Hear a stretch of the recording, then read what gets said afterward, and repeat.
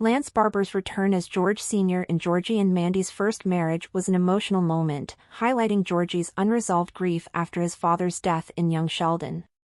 In episode 12, Georgie experiences a fever dream where he reconnects with his father in a deeply emotional, visually distinct scene. Rather than a comedic or fantastical interaction, the moment is grounded in Georgie's subconscious fears, particularly his anxiety over following in his father's footsteps. Georgie, now a young father himself, struggles with overwhelming responsibilities and internalized pressure to be strong, much like his late dad. His dream reveals his fear of failing his own daughter, Cece, and the weight of grief that still lingers over the Cooper family. Meanwhile, his mother Mary and sister Missy continue to struggle with their own unresolved pain. While Barber's return was impactful, the article warns against overusing his character in future episodes. His appearance was powerful because it felt like a rare, meaningful moment, and bringing him back too often could undermine its emotional weight. Still, there are potential narrative ways to reintroduce George Sr., whether through dreams, memories, or even Missy and Mary's arcs. However, Georgie and Mandy's first marriage must balance honoring the past while establishing itself as a fresh, standalone story. I'm happy to see Lance Barber's George, but worry his first marriage appearance makes Georgie's grief worse after young Sheldon Georgie and Mandy's first marriage reprised Lance Barber's George Sr., but the patriarch had a bittersweet reunion with his son that only highlights the family's unresolved grief following his death. The spin-off set up by the young Sheldon finale mostly focuses on the McAllister family, matriarch Audrey, Rachel Bay Jones, husband Jim, Will Sasso, Oddball Connor, Dougie Baldwin, and Georgie's wife, Mandy, Emily Osment. While main characters from young Sheldon have had guest roles, the cast of Georgie and Mandy's first marriage puts a new family under the microscope. Yet, for all its comedic relief, Georgie and Mandy's first marriage has serious undertones. Starting from Georgie and Mandy's first marriage episode 2, the spin-off began to explore Georgie's troubles following the death of George Sr. in young Sheldon season 7.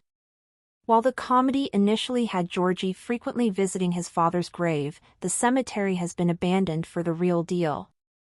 To further explore Georgie's issues taking up the mantle as a father, Georgie and Mandy's first marriage brought back Lance Barber to give his fictional son a heart-to-heart. Georgie reconnects with his father in a tonally distinct fever dream in First Marriage. Episode 12 Lance Barber's emotional return in Georgie and Mandy's first marriage came with a markedly different tone during Georgie's fever dream.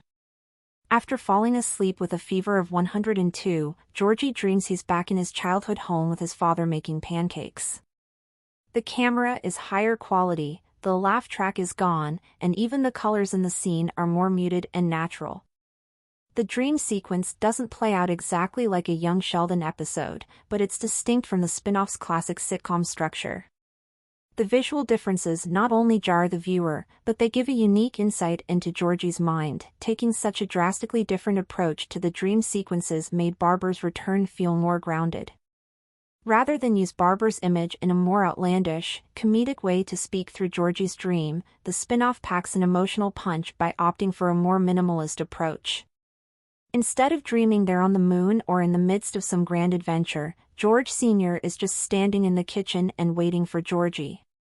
The sad simplicity reflects how Georgie is still grieving his father, to the point where all he wants, even in his imagination, is one more morning with him. George Sr.'s disappointment is a manifestation of Georgie's anxiety since George Sr. is dead. Everything he says or does in the dream is indicative of Georgie's psyche.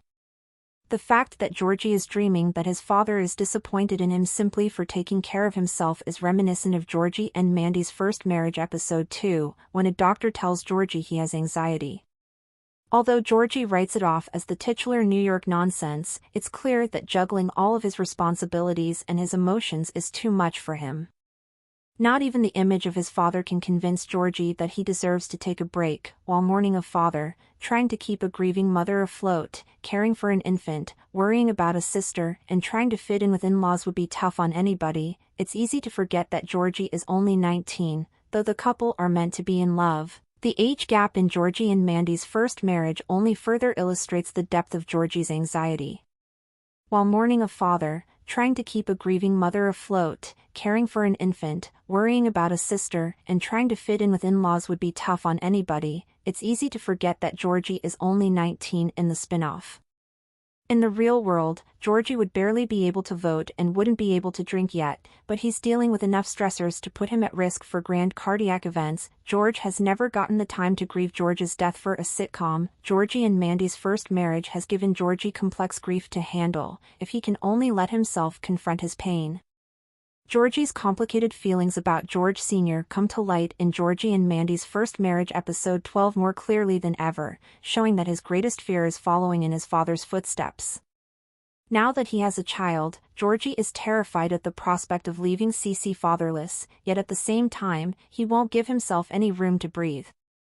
Trying to emulate George Sr.'s stubbornness will only hurt Georgie in the long run. Even when Jim tries to gently disagree with Georgie that his memory of his father proves he should persevere above all else, it's only when Connor reminds him how young he was that Georgie faces the ugly truth: he doesn't want to die like his father did.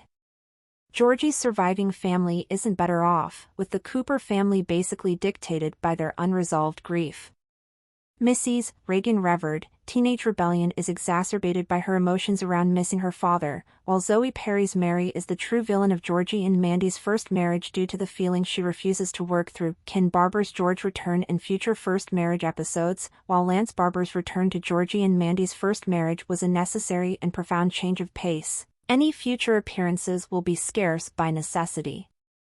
Georgie and Mandy's first marriage is still establishing itself as both a standalone title and a spin-off end, though the end result is implied by the franchise's original series. How the characters get to their final destination is up to the second prequel.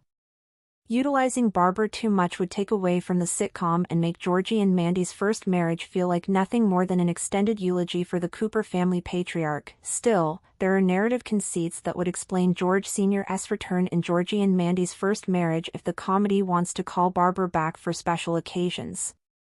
Though he originally appears in a fever dream, George Sr. could trickle into Georgie's normal dreams or even something more conscious, like his inner monologue.